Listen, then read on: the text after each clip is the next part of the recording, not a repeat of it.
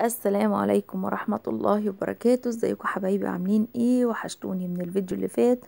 اسفة اني اتأخرت اليومين اللي فاتوا دول عليكم، كنت مشغولة والله جدا، الى جانب ان انا داخل عليا دور برد فتعبانة.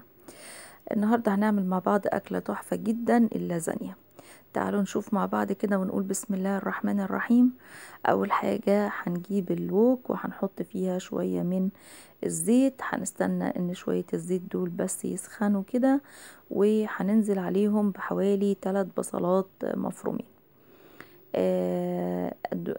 دول هنشوحهم في الزيت لحد ما يبتدوا ياخدوا لون ذهبي خفيف كده. هنشوح البصلة كده، وهنجيب تقريبا فصين توم مفرومين، او اللي هي حوالي معلقة من التوم المفروم. انا عندي بس توم مفروم جاهز، لكن هما ما يعادل تقريبا فصين من التوم. هنشوح كل ده مع بعضه كده ونقلبه، ونصلي على الرسول عليه افضل الصلاة والسلام، ونستغفر ربنا سبحانه وتعالى. استغفرك ربي واتوب اليك. هنعمل مع بعض البشاميل. انتوا عارفين ان انا بعمله على البارد، وعارفين ان انا بعمله باللبن البودرة، ما بعملهوش باللبن الحليب. وزي ما اتفقنا، عشان اللي بيتفرج لأول مرة، انا بحب اللبن البودرة، لان كل 5 كيلو لبن حليب بيعملوا كيلو لبن بودرة واحد، فبتبقى الدسامة عالية، فبيخلي طعم البشاميل حلو جدا. دول لترين مية، حوالي 8 كوبايات من المية. حطيت عليهم 8 معالق من اللبن البودرة، وهحط عليهم حوالي معلقتين سمنة، معلقتين من السمنة كده. و هنجيب 8 معالق دقيق ممسوحين. بس بصوا ايديا في البصل عشان مسرحش و يتلسع مني البصل. بصوا اول ما خد اللون الاصفر الخفيف اللي هو الدهبي الخفيف ده زي ما انتوا شايفين، هننزل باللحمة بتاعتنا اهي. ادي اللحمة بتاعتنا نزلنا بيها. اغسل ايدي بس مطرح اللحمة. هنبتدي نكسر في اللحمة كده اهي زي ما انتوا شايفين، عشان ما تسيبوهاش كده يا جماعة، علشان ما تبقاش كتل كده ومكلكعة. مطلوب ان انتوا تكسروها كده زي ما انتوا شايفين، تبقى مفرفطة بمعنى اصح. نقلب فيها كده ونكسرها. ما تسرحوش بقى في الفيديو، وانزلوا اضربوا لايك على الفيديو، وما تنسوش وما, وما تنسوش تعملوا سبسكرايب. بس هنفرط اللحمة بتاعتنا كده ونقلبها كويس زي ما انتوا شايفين اهي. لان هي لما بتستوي وهي مكلكعة مشكلة يعني، فدايما لما تيجي تعملي عصاك تبقي مفرفطة اللحمة بتاعتك. نرجع بقى نكمل البشاميل بتاعنا. الكاميرا على فكرة التليفون وقع. هنحط دول 8 معالق ممسوحين من الدقيق زي ما انتوا شايفين كده اهو.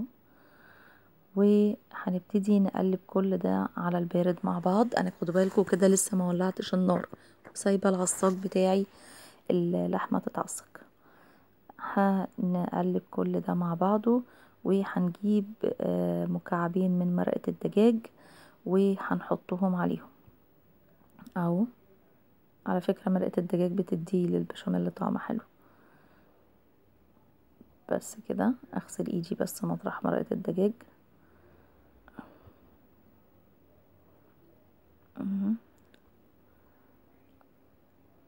هنقلب اللحمة.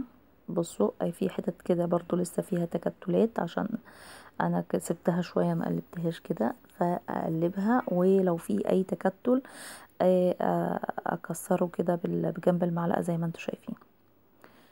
هنحط بقى البهارات بتاعتنا دي، ال7 بهارات، وده بصل بودر، توم بودر، ودي شوية من البابريكا، وشوية من الفلفل الاسود، واروح افتح الباب معلش، وده ملح.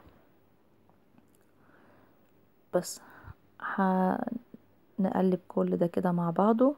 وهنجيب تقريبا، بصوا هي دي طماطم انا مسبكاها وحطاها في الفريزر، بس هما تقريبا حوالي كوبايتين من عصير الطماطم، لكن دي متسبكه يا جماعه، دي ما فيهاش ولا نقطه ميه.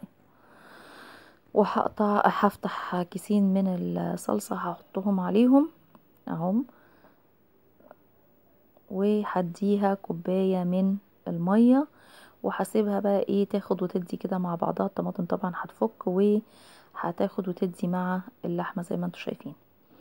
هاخد بقى هغطيها وهنقلها على العين اللي ورا كده، وهحطها على نار هادية جدا وهسيبها تاخد وتدي مع بعض كده. كل ده البشاميل كده على البارد، انا لسه ما جيتش جنبه، رفعته بقى على النار وهبتدي اقلب البشاميل بتاعي، وايدي ما تتوقفش عن التقليب يا جماعة لحد ما البشاميل بتاعي يلف مني اهو. زي ما انتم شايفين تقليب مستمر لحد ما البشاميل يلف.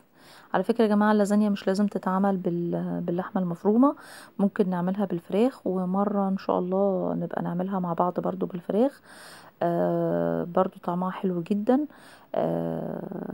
يعني اللحمة ليها طعم والفراخ ليها طعم. بصوا اللحمة برضو بقلبها وبشوف الطماطم بتاعتي فكت ولا لا، وسايباها ايه مع بعضها كده ايه تتكمر اللحمة مع عصير الطماطم او صلصة الطماطم اللي احنا معجون الطماطم اللي انا حطيته. بصوا ايدي ما بتقفش عن التقليب عشان ما يكلكعش. طب لا قدر الله كلكع منك هتعملي ايه؟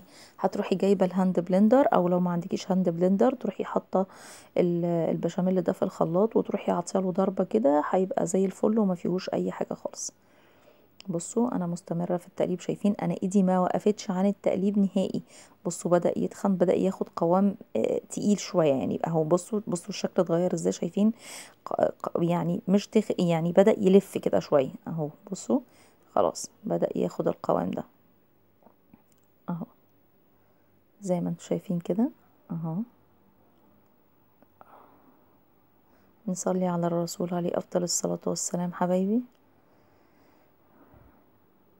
اهو. خلاص خلص. بصوا شايفين قوامه كريمي وتحفة ازاي وما فيش حاجة فيه مكلكعة. نشوف بقى اللحمة بتاعتنا اخبارها ايه اهي. اها بقلبها اهي خلصت. كان لسه شوية فسبتها لغاية ما خلصت، يعني سبكت مع بعضها شوية اكتر. بصوا شكلها حلو ازاي. بصوا بقى المكرونة دي بصراحة انا اول مرة اجربها. انا متعودة استعمل نوع مكرونة معين، لكن انا لما روحت ما لقيتهوش فقلت اجرب دي. لما جيت فتحت اول علبة، بصوا خدوا بالكم انا طبعا متعودة، بصوا المفروض تطلع معايا القطع كده. بصوا بقى اللي هيحصل معايا، بصوا انا هلاقي جوه العلبة ايه، هم دول السلام. فحتى انا جيت اجيبها على جنب كده مش حاجة سليمة. بصوا رحت حتى مفضيها في طبق عشان اشوف الدنيا فيها ايه. بصوا لقيتها مكسرة ازاي. فقلت بس المكرونة دي شكلها هتطلع مش كويسة. ف خلاص هعمل ايه، قلت يعني يجوز تكون متكسره انا معرفش، بس خلاص قلت بقى تكسيرتها دي بتقول انها مش كويسه. بصوا انا حطيت بشاميل، هحكي لكم دلوقتي. انا حطيت بشاميل تحت في القعر، وبعدين حطيت مكرونه، وبعدين حطيت معلقتين بشاميل خفيفه، وبدات احط اللحمه المفرومه اللي بالطماطم، اللي بالطماطم والصلصه زي ما انتم شايفين. وهنبتدي نكرر. طبعا انا اهو بتعامل بالحتت المكسرة عادي جدا زي ما انتم شايفين برصها كده اهي. طبعا كل ده مش هيبان خالص، هتتقطع وهتطلع عادي مفيش مشاكل يعني. بنتصرف مش هنرمي الحاجة. انا كنت بدعي بس ربنا انها تطلع كويسة اهو. وحطيت بشاميل تاني بس برضو فردت كده بسيط اهو. وهرجع احط لحمة مفرومة بالطماطم. انا بقى لما لقيتها مكسره يا جماعه كده كنت خايفه جدا، قلقت جدا منها، بس الحمد لله فعلا نوع المكرونه طلع حلو. هي الفكره ان العلبه دي كانت مكسره، لان هتشوفوا العلبه التانية هتطلع سليمه. انا كنت متضايقه وانا بعمل بس الحمد لله العلبه التانية طلعت سليمه. بصوا حتى انا بفضيها في الطبق لان انا كنت عايزه اشوف ايه اللي هيحصل. بصوا بقى العلبه التانية اهي سليمه ما فيهاش مشاكل. طبعا زي اي حاجه ممكن فيها، لكن التانية كانت متدشدشه ما تفهموش بقى، وقعت من حد، وقعت من الراجل اللي بيرص، الله اعلم.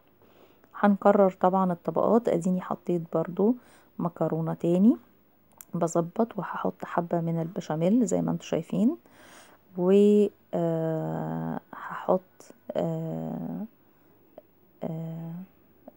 عصاج بعصير الطماطم زي ما انتم شايفين اهو. اهو بفرد كويس في الصينية حاولي تغطي كله، ما تسيبيش حاجه فاضيه. زي ما انتم شايفين انا بحاول افرد على قد ما اقدر اهو. وبعدين هنغطي بالمكرونه اهو. اهي دي المكرونه اللي اتفضلت عندي فانا حطيتها. وهنجيب بقى بقيه البشاميل هنحطه على الوش من فوق. هنحط البشاميل زي ما انتم شايفين كده. هنفرد بقى. انا ما بسلقش مكرونه اللازانيا. في ناس بتسلق مكرونه اللازانيا، في انواع من مكرونه اللازانيا بتتسلق، انا ما لا ما بسلقهاش. يعني في ناس بتعمل كده. وده دي جبنه موتزاريلا انا رشيتها على الوش من فوق. هي بصوا، هو انا بحاول افرفطها بايدي لسبب، لان هي كانت عندي في الفريزر، يعني مش كنت جايباها وقتي علشان اعملها، فهي مطرح بس الفريزر، عشان كده انا بحاول افرفتها زي ما انتم شايفين. فانا بفرفتها كده اهي، وبحطها على المكرونه من فوق. دخلناها الفرن على درجه حراره 180. وده شكل المكرونه بتاعتنا لما طلعت من الفرن. يا رب تكون عجبتكم، واتمنى ان انتوا تجربوها وتقولوا لي ايه رايكم. والسلام عليكم ورحمه الله وبركاته.